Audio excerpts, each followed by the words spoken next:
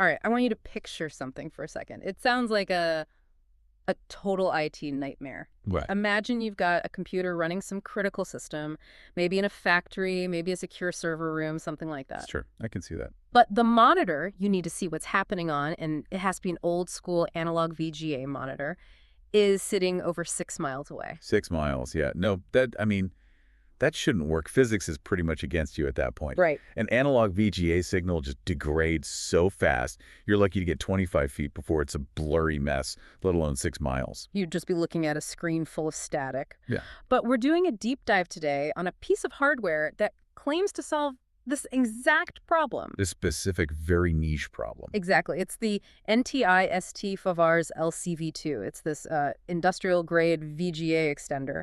And its whole mission, really, is to force this legacy tech to act like it's modern. Force is definitely the right word.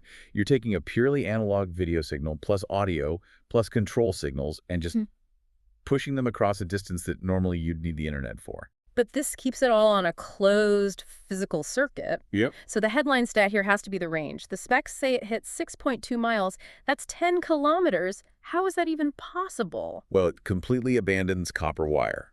That's the key. The device converts that electrical VGA signal into pulses of light. Okay, so it's going over fiber optic. Exactly. But, and this is a really crucial detail, you have to use the right kind of fiber. The documentation lists 2 very different modes. I saw that single mode and multi-mode. And the difference in range is just massive. It's huge. If you want that full 6-mile reach, you absolutely have to use single mode fiber. It uses a tiny 9-micron cable core. Super thin. Right. It keeps the light focused, almost like a laser pointer, so it doesn't spread out and weaken over that huge distance. Whereas multimode is a thicker cable, a 50 or 60 micron core, and it just can't go as far. Right. Think of it like a flashlight beam. It just spreads out way faster. With this NTI unit, multimode tops out at around 1,600 feet. Still amazing for VGA, but it won't get you across a campus. The other big selling point here in the docs is interference. It says no RF interference. Why is that such a big deal for this kind of product? Well, think about where you'd even find a VGA port today.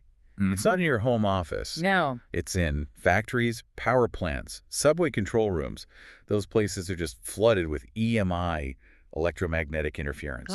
So all the heavy machinery. Exactly. You run a long copper cable next to a huge generator, and the electrical noise will just wipe out the picture. Fiber is glass. It's non-conductive. The video signal stays perfectly crisp. So it's basically an armored tunnel for the signal. Okay, looking at the hardware itself, it's a 2-box setup, a transmitter and a receiver. Pretty standard for extenders, yeah. But I noticed a specific port on the transmitter, the local unit. It's labeled loop-through. And that is probably the most important feature for the poor IT admin who has to set this thing up. It lets you plug a second monitor right into the transmitter box. You're not flying blind. You can see what you're sending 6 miles away. Precisely. If that remote screen suddenly goes black, you need to know, did the computer crash or did a construction crew cut your fiber line? The loop-through tells you instantly. It also carries RS-232 signals. Now, for people who don't work with old serial ports, why does that matter here?